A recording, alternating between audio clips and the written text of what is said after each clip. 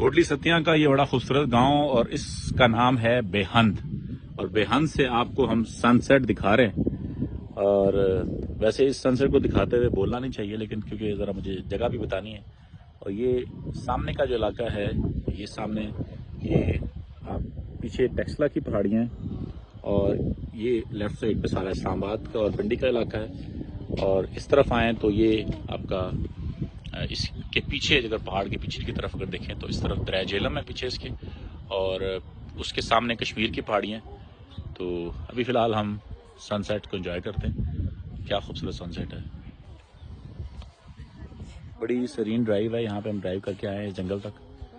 और ये खूबसूरत घर और ये है जनाब बेहंद और ये सनसेट।